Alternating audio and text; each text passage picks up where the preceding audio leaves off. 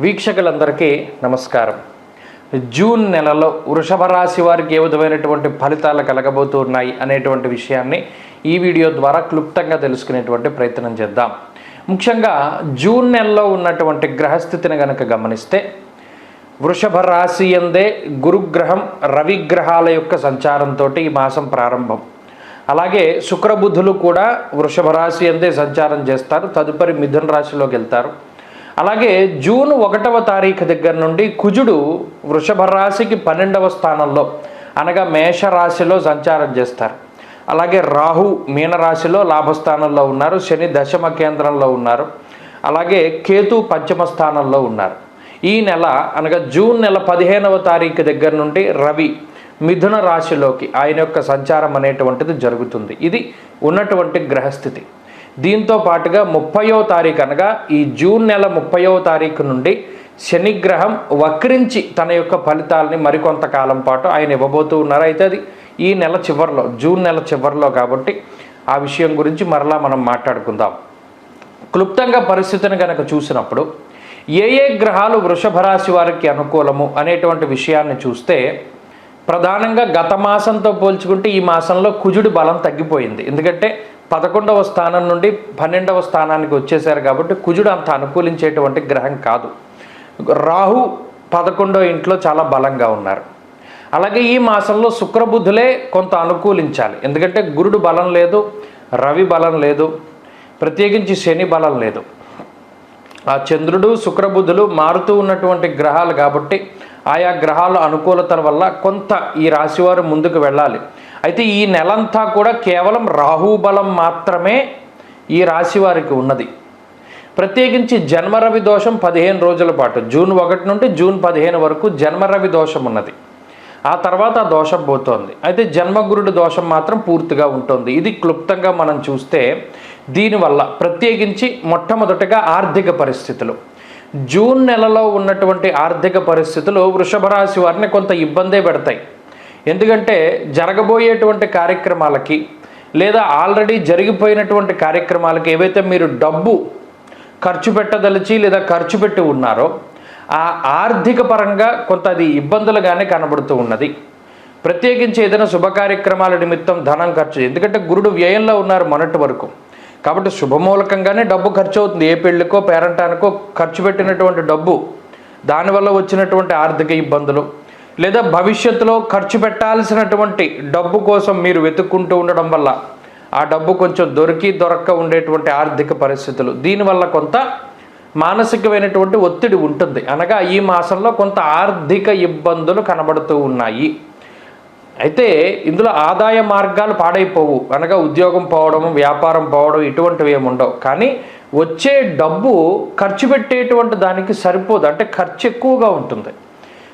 వచ్చేటువంటి ఆదాయం 10 రూపాయలు అయితే ఖర్చు 20 రూపాయలు ఉంటుంది, దానికి డబల్ ఉంటుంది. దాన్ని అడ్జస్ట్ చేయలేక ఆ డబ్బు ఎక్కడెక్కడి నుండో తీసుకురాలేక కొంత ఆర్థిక ఇబ్బందులు రావడానికి అవకాశం ఉంటుంది. అది కేవలం జూన్ నెలలో మాత్రమే. అది ఈ వృషభ రాశి వారు దృష్టిలో పెట్టుకోవాలి. కాబట్టి మొట్టమొదటి పాయింట్, ఆర్థిక పరిస్థితులు అయితే కొంత ఒడిదుడుకులుగా కనబడుతూ ఉన్నాయి. కాబట్టి డబ్బు దాచుకుని కొంత ఏదైనా ఖర్చు పెట్టేటప్పుడు చాలా జాగ్రత్త వహించండి. అనవసరమైనటువంటి వాటికి డబ్బు ఖర్చు పెట్టకండి. ఇది మొదటి పాయింట్. ఇక రెండవది ఆరోగ్యపరమైనటువంటి విషయాలు.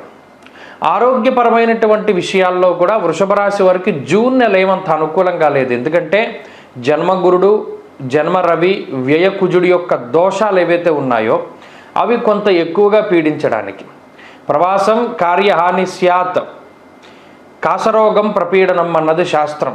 అనగా దేహార్తిచిత్త సంతాప కాలాతిక్రమ భోజనం. ఇక్కడ జన్మగురుడు, జన్మరవి, వ్యయకుజుడు ఈ మూడే ప్రతికూలమైనటువంటి గ్రహాలు. వీటి వల్ల ఉష్ణ సంబంధమైనటువంటి వ్యాధులు, అడపాదడపా దెబ్బలు తగులుతూ ఉండడం, ఎండ వేడిమి వల్ల చర్మ సంబంధమైనటువంటి సమస్యలు రావడం, అలాగే ఆరోగ్యపరంగా ఏదో ఒకటి ఎప్పుడొకప్పుడు ఇబ్బంది పెడుతూ ఉండడం, దానివల్ల దినచర్యలో మార్పులు రావడం, అలాగే పదునైనటువంటి అలాగే వేడిగా ఉన్నటువంటి సూదిగా ఉన్నటువంటి వస్తువులు అవి గుచ్చుకోవడం ద్వారా శరీరానికి గాయాలు తగులుతూ ఉండడం, బండి నడిపేటప్పుడో లేకపోతే ఇంకోటి నడిపేటప్పుడో దెబ్బలు తగులుతూ ఉండడం, ఇటువంటివి ఇవి ఆరోగ్యపరంగా ఇబ్బంది పెట్టడానికి అవకాశం. అలాగే ఆరోగ్యము ఆర్థిక పరిస్థితులు, ఇక కుటుంబపరమైనటువంటి విషయాలను కనుక పరిశీలన చేస్తే అవి సాధారణంగానే ఉన్నాయి.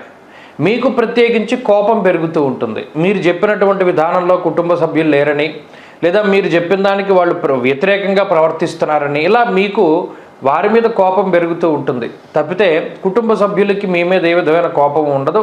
కాబట్టి అది మీరు కొంత కోపాన్ని తగ్గించుకుంటే వారు మీకు అనుకూలంగానే ఉంటారు. ఇక 4వది ఉద్యోగానికి సంబంధించినటువంటి విషయం. ఉద్యోగపరమైనటువంటి విషయాలను కనుక పరిశీలన చేస్తే ఉద్యోగంలో ఒత్తిడి అధికంగా ఉంటుంది. ప్రత్యేకించి మీకు సెలవు కావాల్సినటువంటి రోజునే ఎక్కువ పని ఉంటుంది. కాబట్టి మీరు వాళ్ళని సెలవు అడగలేరు, పోనీ అడుగుదామన్నా వాళ్ళు ఇచ్చే పరిస్థితులు ఉండవు. ఇలా ఉద్యోగపరమైనటువంటి ఒత్తిడి మాత్రం కొంత అధికంగా ఉంటుంది. ఉద్యోగంలో కొన్ని ఒడిదుడుకులు ఈ మాసంలో ప్రత్యేకించి ఉన్నాయి.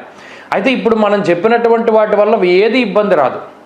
రాహు లాభంలో ఉన్నంత కాలము ఈ సమస్యలన్నిటి నుండి కూడా మిమ్మల్ని ఆయన దాటించేస్తాడు. కాకపోతే ఈ సమస్యలు వస్తాయి అని మీరు దృష్టిలో పెట్టుకోవాలి. దృష్టిలో పెట్టుకుంటే ఇవి వచ్చాయి, మన గ్రహస్థితి వల్లే వచ్చాయి కాబట్టి తప్పిపోతాయి అని మీకు తెలుస్తుంది. ఇక వ్యాపార సంబంధమైనటువంటి విషయాలు కొంత మిశ్రమంగానే గోచరిస్తూ ఉన్నాయి. అయితే ఈ కాలం కొత్తగా వ్యాపారం పెట్టడానికి అంత కలిసి వచ్చేటువంటి కాలం కాదు కాబట్టి అది కూడా దృష్టిలో పెట్టుకోవాలి.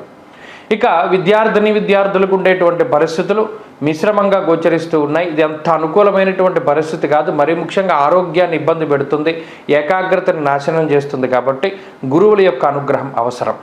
ఇక స్త్రీలకు ప్రత్యేకించి ఇవే రకమైనటువంటి ఫలితాలు కూడా అన్వయం అవ్వడానికి అవకాశం ఉన్నది.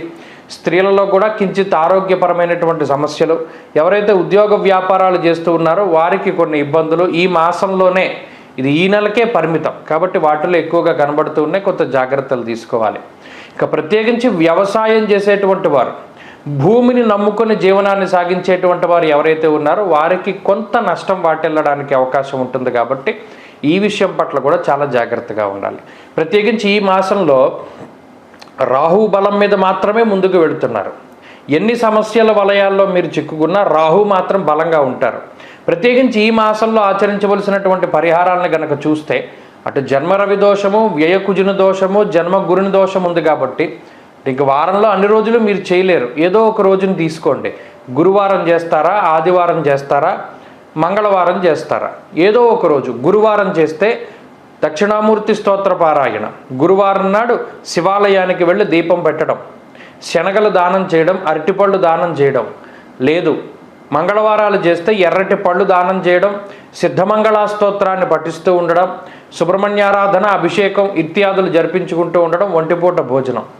లేదు ఆదివారాలు చేస్తే ఆదివారం మధ్యమాంసాలు భుజించకూడదు, ప్రతిరోజు ఆదిత్య హృదయ స్తోత్ర పారాయణం చేసుకుంటూ ఉండడం. ఇలా ఏదో ఒక రోజు తీసుకోండి, చెయ్యండి. తద్వారా నెలంతా కూడా బాగుంటుంది వృషభ రాశి వారికి. స్వస్తి.